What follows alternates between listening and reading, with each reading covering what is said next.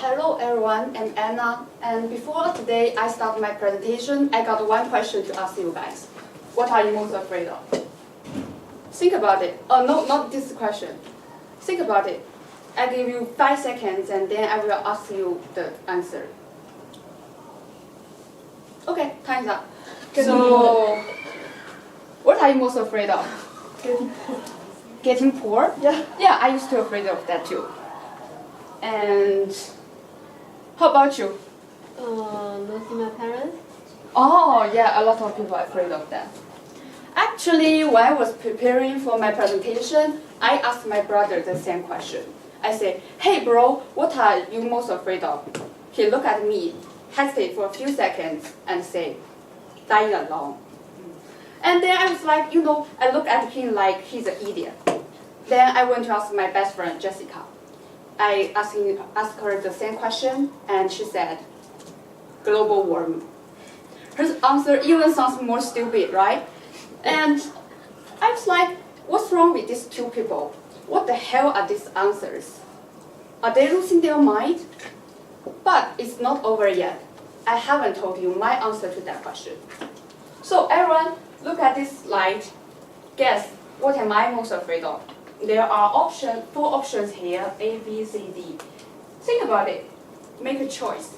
If you pick the right option, I will give you a tiny present at the end of the presentation. A. So, for the people who choose option A, please raise your hand. Oh, okay. B. Okay, 3. The third option, C. And D.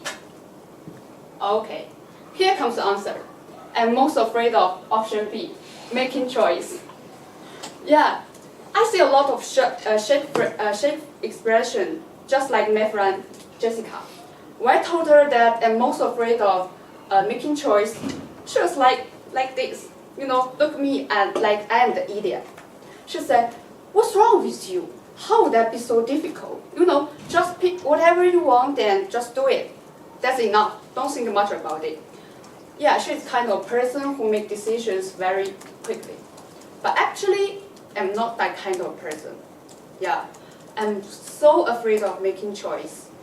No matter it's big or small. Yeah, and also, it often drives me crazy. I remember the most unforgettable, the most difficult, and the most time-consuming choice I faced in my life so far was last September, when I just started my, senior year of university. At that time, my supervisor told me to go to his office and have a chat with me.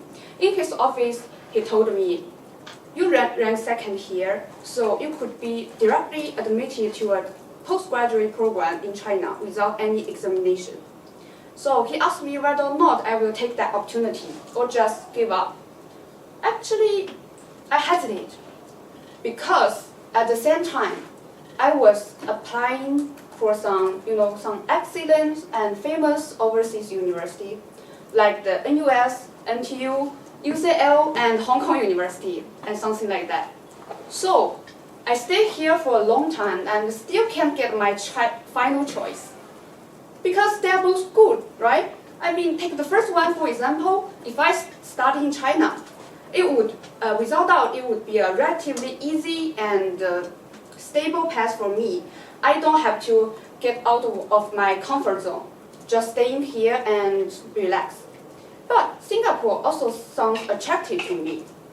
Because ever since I was 18, I've been looking forward to get an opportunity to study abroad, go to see different cultures, countries, experience different cultures, and get to know about people with different nationalities. So, I still cannot decide. My supervisor told me to go back home, think about it carefully. So, when I come back home, I turned to my parents for help, hoping they could make a choice for me. But actually they didn't. I remember clearly that my mom looks at me just like this. Yeah, and she said, honey, you know what? Nobody can do that for you because no matter what they say or what they choose, it's just what they think you're supposed to do, but actually it's your life. And you don't have to live up to their expectation. So, finally, I'm standing here. You probably have known what's my final choice back then. And back to the office today, back to the topic today, how to make choice between two good options. I believe I'm not only kind of person who encounters such a problem, right? Everyone face it. No matter is when you choosing a major before entering the college, or after graduate you choose to work as an employee, or you choose to continue study as a postgraduate student. Everyone face it. Nobody can say that he or she is not familiar with that. And also, I often heard that somebody around me keeping asking something like, whether I should do this, whether I should do that, which one is better? How can I choose the optimal choice? 1 year ago, I couldn't tell them my answer. 1 year later, after experiencing something and realize something, I finally got my answer. So here today, I summarize it into 3 parts. For the first part, I want to say, there is no optimal choice in your life. All the choices, they are equivalent. No one is better or worse. I believe everyone has taken multiple choice question in exam, right? And each question there has 4 options, A, B, C, D, and only 1 option that is the correct answer. So most of us ultimately fall into this situation when we face with several choices in our life, and we ultimately think that there should be optimal choice. But actually, life is not. Yeah. So am I. For the past 20 years, I keep in doing something like that. For example, just like what I've said before, choosing between studying in China and studying abroad. So I made a list of like this. I took out my notebook, I drew a line in the middle of the paper, and I tried to list all the pros and cons of these 2 options on both sides, just like this. For example, take the first one, studying in China. I say, no language test required, familiar tutors and supporting assistant, low living cost.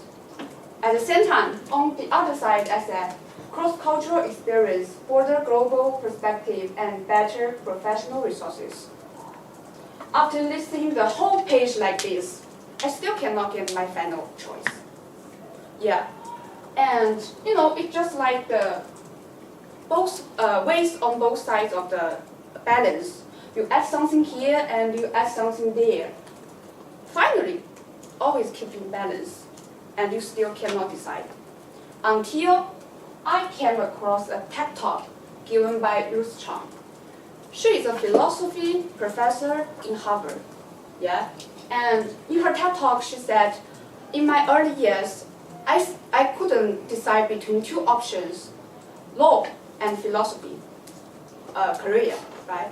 So, just like me, he made a list. She tried to list all the pros and cons of these 2 options on both sides. And, after listing the whole page, she finally realized that each option has its own advantage and disadvantage. There is no absolute superiority.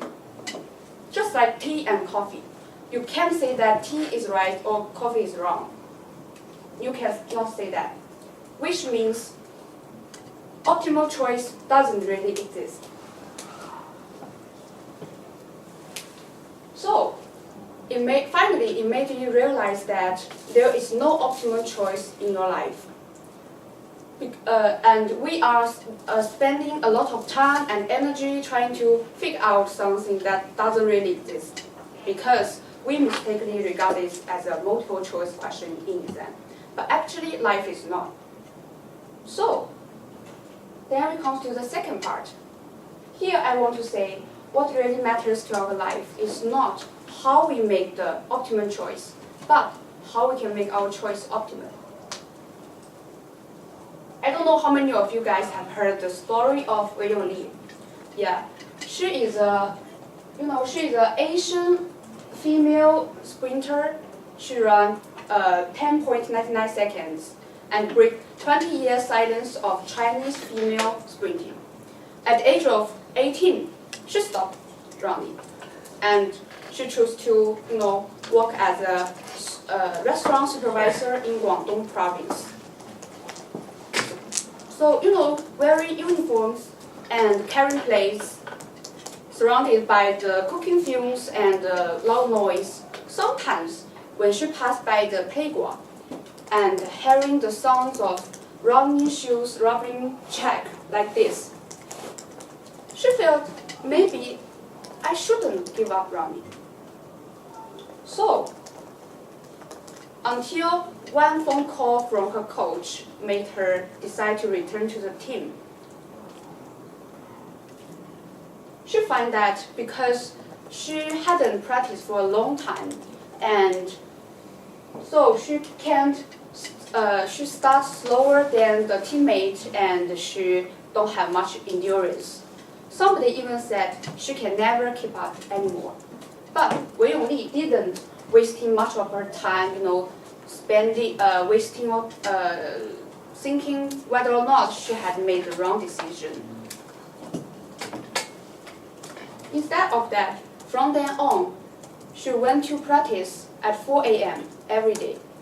And to solve the problem of don't have much endurance, she ran 10 kilometers every day until her clothes are wet with sweat.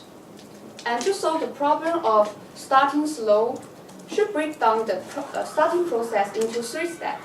The first step is get ready. The second step is push off the ground. The third step is swing your arms just like this. So she keeping practice like this in front of a mirror, and for more than 100 times every day. Finally, after keep training like this for 2 years, she got an unexpected good result in a competition and break the record. Later, someone asked her, "You returned to the team, is that because you realized that would be an optimal choice for the beginning?" She smiled and said, "There is no such thing which are natural optimal. What made my choice optimal is my daily persistence, my wet clothes, and my warm shoes."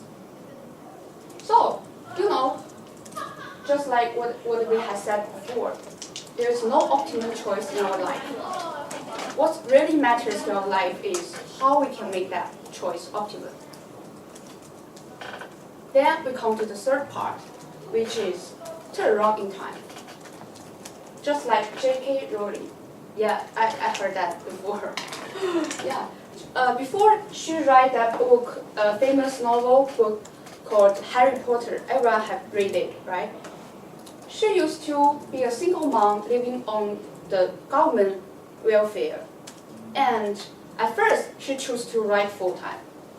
But after all the 12 press she submitted to reject her, she finally decided to change her mind and adjust her strategy.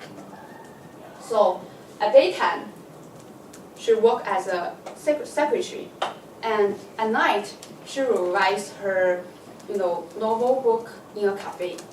Yeah. Until he came out that famous book. And later, in an interview, she said, "There is no choosing is more like a navigation. If you find yourself going in the wrong direction, it's okay, just turn around. Don't worry much about it. Your life is not gonna be over." As for me, I often use that sentence to comfort myself. I often told myself that, don't worry, such thing like one wrong step leads to another can never happens in your life. Even if you made a wrong decision and you find yourself in a wrong direction, just turn around. It's okay. Keep going, keep adjusting, keeping working hard on what you made this what's your choice. It's okay. So last month, I encountered the same problem again. I can't decide between two options: celebrating my best friend's birthday or celebrating my birthday or staying at home preparing for my presentation. Yeah, so if it was me in the past, I would definitely spending a lot of time, struggling between these two options and nothing. But after knowing this, which is there's no optimal choice in life, and what really matters is how we can make our choice optimal, I finally decided to roll the dice, randomly choose one. So I rolled the dice and I told myself, if it's odd number, okay, I stay here. If it's not, I go outside. Yeah. Finally, yeah, if it's not odd number, I decided to go outside. Yeah.